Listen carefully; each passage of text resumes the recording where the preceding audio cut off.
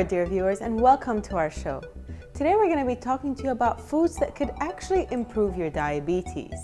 So I know a lot of people are overwhelmed when they find out that they've been diagnosed with diabetes, or if they've had it for a while and they're not sure what to eat and ways they can control their food. So today we're going to be talking about some foods that you could be taking to actually improve your diabetes, and these are foods that actually won't get in the way of your blood sugar. As you may have known or heard or read somewhere, with diabetes, the most important thing is that your blood sugar does not go up. So you really want to try to avoid foods that would raise your blood sugar. What happens when you have diabetes and this system doesn't work properly? When you eat food that contains carbohydrate, it's broken down in the stomach and digestive system into glucose, which is a type of sugar. We need glucose from food because that's what gives us energy. Carbohydrate containing foods are things like starchy foods, sugary foods, milk and some dairy products, and fruit. This glucose then moves into the bloodstream, and the body detects that the blood glucose level is rising. In response to that, the pancreas, which is a little gland that sits just underneath the stomach, starts to release a hormone called insulin. And it's insulin that helps our body get the energy from the food we eat. The bloodstream then takes the glucose and the insulin to every cell in our body that needs it. To make this easier to understand, let's look at muscle cells. At the muscle cells, it's insulin that allows the glucose to get into the cells where it can be used for energy. It's a bit like insulin is a key unlocking the door to the cells so the glucose can get in. That way, the blood glucose level starts to drop. But the blood glucose level can be topped up at any point by the liver releasing extra glucose that it has stored. The blood glucose rises again, and again the pancreas produces more insulin to move with that glucose through the bloodstream to the muscle cells, open the doors and let the glucose in. The body functions best with the blood glucose at an optimum level. It doesn't like it if the blood glucose rises too high. Normally there's a cycle within the body which balances out the glucose and the insulin level, and this is achieved by the food you eat, the pancreas and the liver. However, in some people, the system doesn't work properly and they develop diabetes. There are two main types of diabetes, type 1 and type 2. In type 1 diabetes, the body isn't making any insulin at all. This is because of an autoimmune response whereby the body has destroyed the insulin-producing cells in the pancreas. We don't entirely know why that happens in some people and not in others. Type 1 diabetes accounts for about 15% of all cases. It's most often found in the under 40s, and it's by far the most common type of diabetes found in childhood. In type 1 diabetes, the carbohydrate containing food is broken down into glucose as normal. That glucose then moves into the bloodstream. Normally, the body would produce insulin to let that glucose into the cells, but in type 1 diabetes there is no insulin being produced, so the glucose can't get into the body cells at all. So the level of glucose in the blood rises and rises. The body tries to lower the level of glucose, it tries to get rid of the glucose through the kidneys. That's why people who have undiagnosed type 1 diabetes tend to go to the toilet a lot to pass urine. As the kidneys filter the glucose out of the blood, they also take a lot of water with it, so the person with diabetes will get very thirsty. The urine contains a lot of glucose, and that creates an environment where it's quite easy for bacteria to thrive, so it's also quite common to get thrush or genital itching. In the same way, the blood contains a high level of glucose as well, so more bacteria than usual will tend to breed in flesh wounds, and they might be slow to heal. Glucose can also build up in the lens at the front of the eye, causing the liquid in the lens to become cloudy. That can mean that some people with undiagnosed type 1 diabetes can have blurred vision. Because the glucose can't get into the cells to be used for energy, somebody who's got undiagnosed type 1 diabetes is going to start feeling very tired, lethargic and unable to sort of go about their normal daily routine. But the body still needs an energy source in order to work properly. So what it does is it starts to break down its fat stores, and that can lead to weight loss. So the main symptoms of type 1 diabetes are going to the toilet a lot, thirst, thrush or genital itching, slow healing of wounds, blurred vision, tiredness and weight loss. These symptoms generally happen quite quickly, often over a few weeks, and can be reversed once the diabetes is treated with insulin.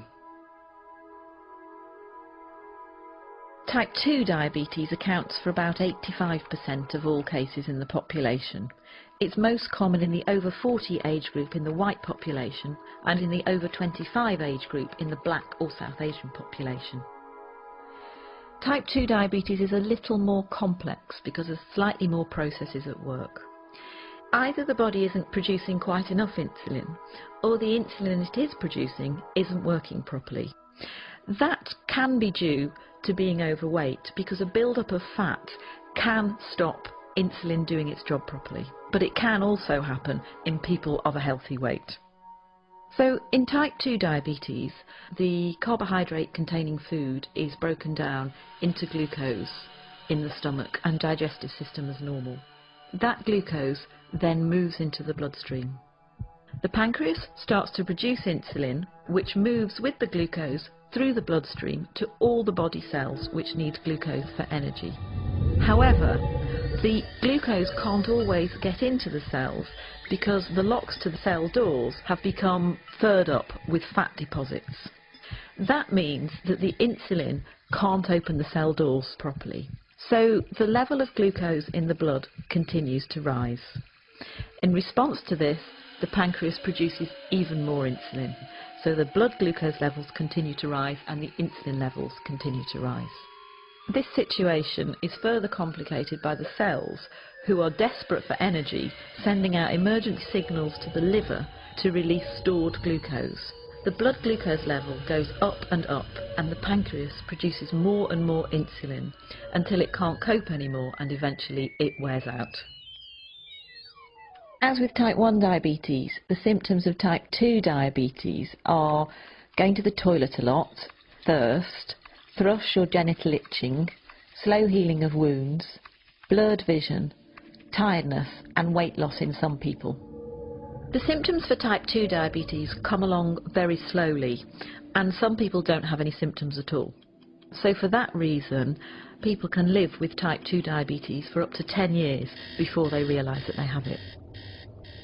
Type 2 diabetes can be treated in a number of different ways. Initially, it may be sufficient to make changes to the food you're eating and to take extra physical activity or lose any weight that may be appropriate.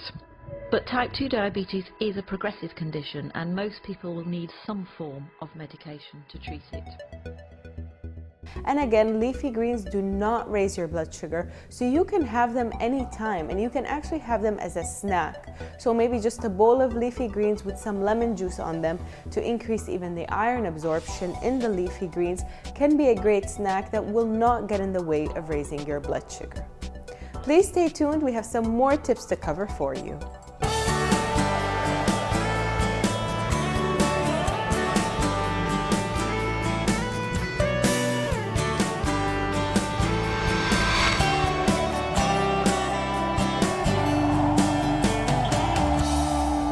Welcome back, our dear viewers. So let's take a look at other foods that could actually help you control your diabetes. Now, I'm sure many of you have heard of the link between cinnamon and blood sugar. And yes, research has proven to us that cinnamon can actually improve your insulin sensitivity. And insulin is a hormone that helps take the sugar out of your blood and into your blood cells, so you don't have a lot of sugar in your blood. And with cinnamon, what you can do is just add it to any of your foods, or even add it to hot water water or just your regular tea, start off with 1 teaspoon, aim for about 2 to 3 teaspoons, and that would be great at controlling your blood sugar, especially post meals.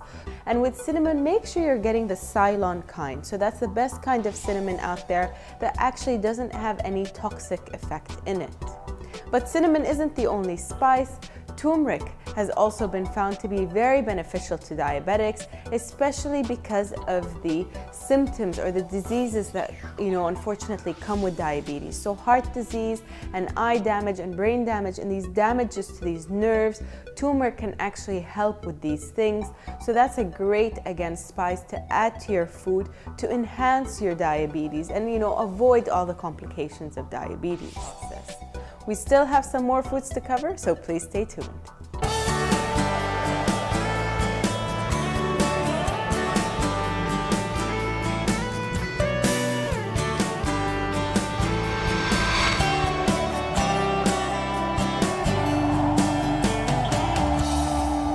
Welcome back, our dear viewers. So we discussed the spices and the seeds that you could have.